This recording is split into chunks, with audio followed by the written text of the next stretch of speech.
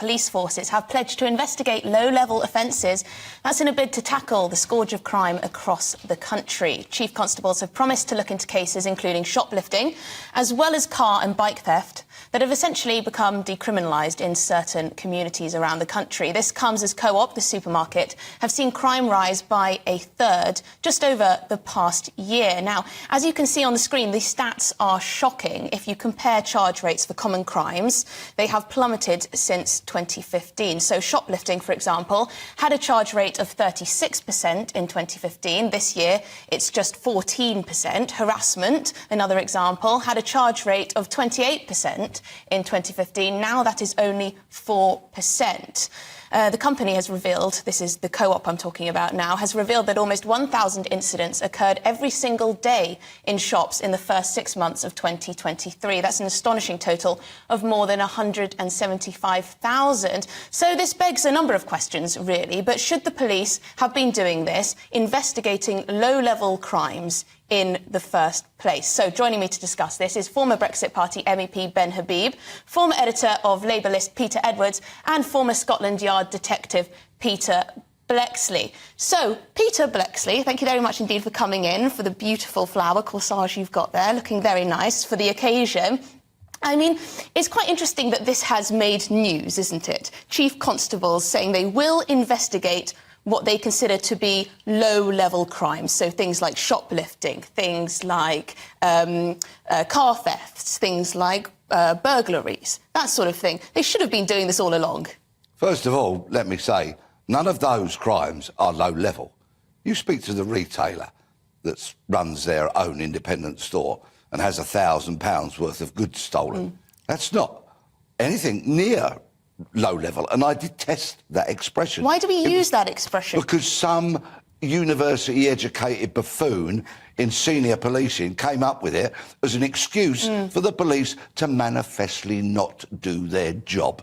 And you try telling the carpenter or the electrician or the plumber who has his tools stolen out of the van and therefore can't work, you try telling them that that's a minor matter. Try telling the family who come home to find their house burgled and their treasured possessions stolen. Try telling them that it's a minor matter, that is not worthy of investigation. Finally, perhaps the police are actually going to get a grip and do their job. But I've heard so much nonsense coming out of the National Police Chiefs' Councils over the years that I will hold my breath. I'd like to come back here in a year's time, and instead of pouring scorn and contempt upon them, I am singing their praises. We shall wait and see. You're absolutely right that there isn't anything, well, we shouldn't call crimes low-level crimes, because it does act as a bit of an excuse, because the police are saying they're blaming pressure on resources, they're saying they need to focus on high-harm cases and the most vulnerable victims.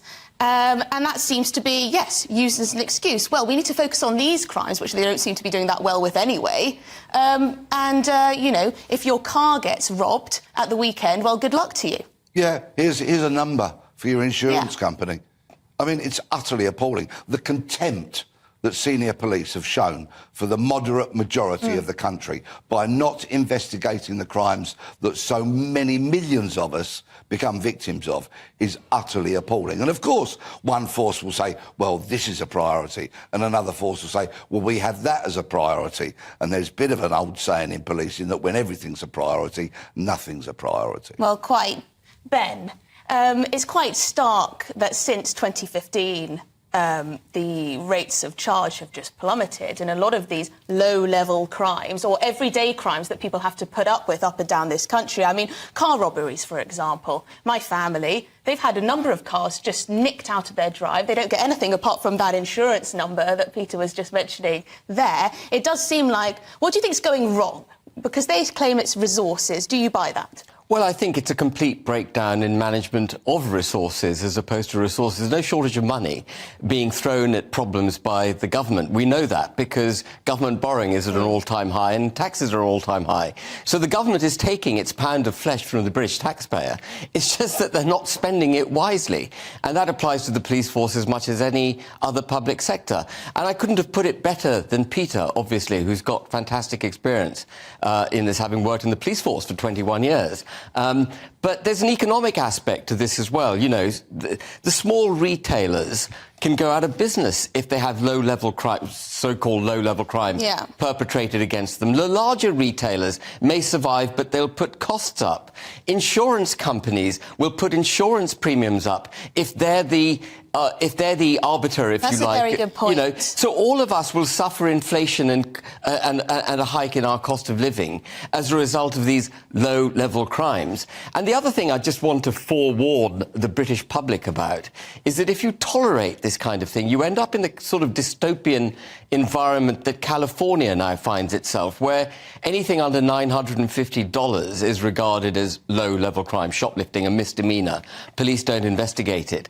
So people don't even bother concealing the crime now. They just walk into a shop, they pick up what they want, and they walk out. We're already there, Ben. That's the situation we're in right now. Yeah, and that's shocking. And security in California won't tackle them because they then put themselves in harm's way. Third-party liability concerns kick in. So you're getting a complete breakdown in the social fabric of our retailing industry as a result of these low-level crimes. And just before I finish... A massive lack of trust. Massive lack of trust. And I walked down the street yesterday. I was walking down Jermyn Street behind Fortnum and Mason's yesterday. Lovely. Yeah, lovely. Very nice place to be. And I saw two very large black guys manhandling a little Japanese lady. She looked Japanese to me. And I thought, what the hell's going on here? There's a whole crowd of people with cameras filming it. And I sort of watched, and I asked, they took her into Fortnum and Mason's, and much to the chagrin of the people who were filming her, they marched her in. And I asked one of the other guys who had a Fortnum and Mason's thing on, what's going on? He said, well, they're security guards. She's been caught shoplifting. Now, Fortnum and Mason's is a rich retailer, so it has the ability to have security security staff dealing with this. But not all retailers can do that. But think about the position of those two guys who had to challenge this lady. They had the crowd against them. I don't know where the right and wrong of this is, by the way. It's probably all over TikTok now. Yeah, it probably is. I mean, people can search for it. I don't know where the rights and wrongs of this particular incident are because I didn't delve into it. But the chap explained it to me as, she's shoplifted, we have to deal with it. These guys are trained, let them do their job.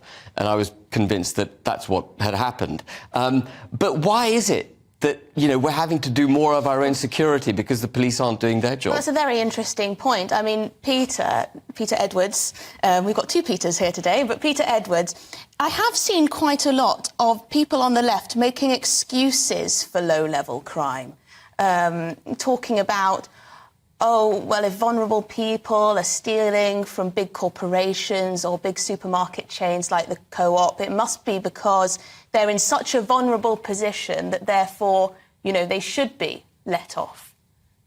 No, people should not be let off. I've never been homeless, so I've never had to beg for food. I can understand the desperation, but we should all follow the law. And I want to mention the A word, which no one has so far, although the other PT hinted at it, austerity. Yes, there's a requirement for cultural change in some parts of the police, as Peter spelt out from his own experience, but I looked into some of the stats this morning. So despite Boris Johnson's recruitment drive, we're still, as I understand it, about 8,000 officers short of where we were in 2010, and several different statistical bodies have said we've lost more than 600 police stations in the last 13 years as well. So yes, we have to look at the priority of the police, but let's be clear, the roots of this are in austerity. I do wonder where the money is being spent, though, because I've also done my research on the amount of public spending that goes into the police, and it has been rising since 2010. So in 2015-16, £12.1 billion spent in England and Wales on policing.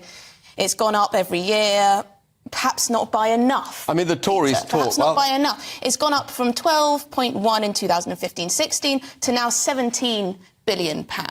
So is the money just not being spent in the right way? The people in charge have manifestly ruined so much of policing.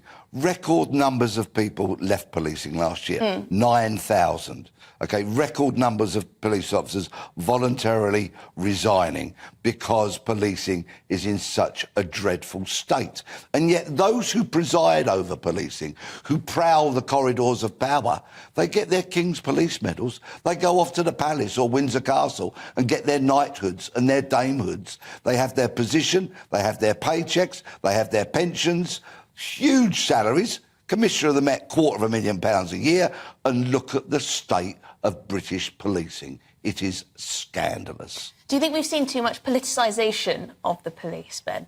Oh, yeah, for sure. I mean, during the pandemic, they were sort of policing our thoughts and whether we were wearing masks and stuff. They could find time for that, but they can't find time for proper crime. But I just want to come back to the austerity point.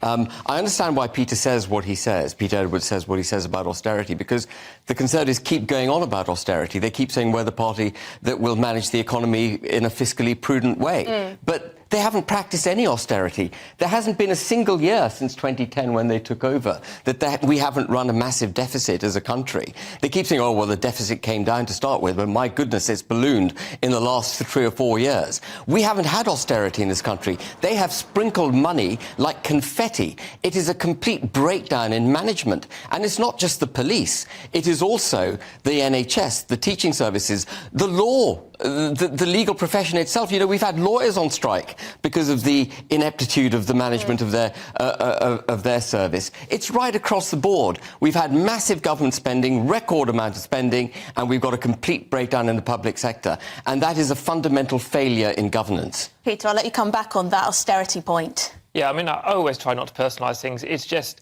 it's not reality. It's not factual at all to say we've not had austerity. If your neighbourhood police station has been shut down, you've had austerity. If you're on universal credit and you lost a temporary uplift, you've had austerity. Same with your hospital closure.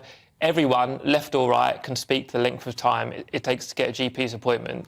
To say we've not had austerity, I'm afraid, is approaching la-la land. But how do you explain record levels of debt and the record levels of taxation we have if you think the government has managed this in an austere, fiscally prudent manner? I don't think the government has been prudent at all. And as you'll know, I'm an opponent of the government. So has the government spent a lot of money? Well, of course the government has spent a lot of money. Well, that's not austerity then, is it? So Ben, you can ask your questions and answer them as well. No, but or we can have it was a a series of yes/no questions. And Ben, you're not the interviewer. OK, Ben raises one point, or hints at, which is a valid point, although he didn't let me answer it, which was, I would say, Tory mismanagement of the economy has depressed tax revenues. So Tories say there is less money to spend, but they could have done a lot more to Well, perhaps support there's the been economy. too much micromanagement of the economy. Absolutely. And people haven't been allowed to pursue their businesses as much as they would like. Not enough freedom in this country, perhaps. But it is true that public spending continues to go up as a proportion of GDP. You could argue that cuts have been made in the wrong places through the austerity years, but you can't deny that the debt has gone up because public spending has been so high. And there's only so much you can squeeze out of people's pay slips when it comes to taxes. Peter, just lastly from you. Now, the Home Secretary, she's planning to announce reforms to reduce bureaucracy that police officers face and to try and improve the system that way. So presumably police officers can spend more time investigating all crimes, which is what we all want to see. That is what the average person on the street wants to see. They want their crime to be investigated and they want to feel safe where they live and where they work.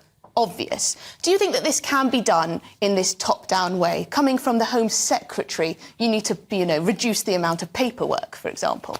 There are savings to be made. There are efficiencies that can be carried out without a shadow of a doubt. I hear stories of these regularly.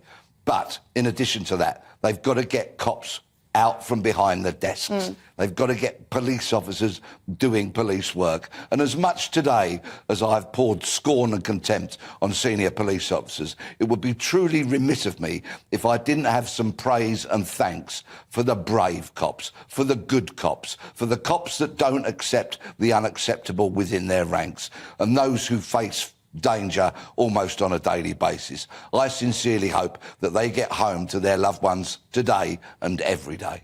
Well, there you go. Ben, what would you like to see from Suella Braverman when it comes to the police? To me, it just seems that they're getting a lot of mixed messages. I also wonder, to Peter's point there, I wonder whether we've got too many graduate police officers who'd rather spend their time behind a desk than actually out on the front line. Do you think there's any truth to that? Well, I think Peter would testify to that being the case, because we were chatting before we came in, and he was saying, the art of, I'll let Peter speak for himself, but the art of being a good detective is actually being on the streets, having first-hand experience of how to deal with this, showing cunning with the criminals, understanding how they think and dealing with them. And I mean, the problem with the police force, like so much of the other public sector services, is that you end up in a downward spiral. You're not paying them enough, you're not training them enough, they get a bad reputation, it doesn't become attractive to work for the police force, they end up with poor recruits, and down the spiral goes. And if you look at, it's not the only metric one should look at, but if you look at one metric, and again it applies across the public services, the average wage of a police officer in the United Kingdom is £31,000. The average wage of a police officer in the US is $67,000. That's £51,000. And the cost of living in the US is 2/3 of what it is here. So in real terms, American police officers are paid twice what our police officers are paid. That cannot be right. There's something gone wrong in our whole public our approach to the management of the public sector. Yes, I do agree. People need to be rewarded for their hard work. It certainly is one of the biggest motivations when it comes to employment. Thank you very much indeed, former Brexit Party MEP Ben Habib, former editor of Labour List Peter Edwards with us, and former Scotland Yard detective Peter Bleksley. Thank you very much indeed for your expertise there.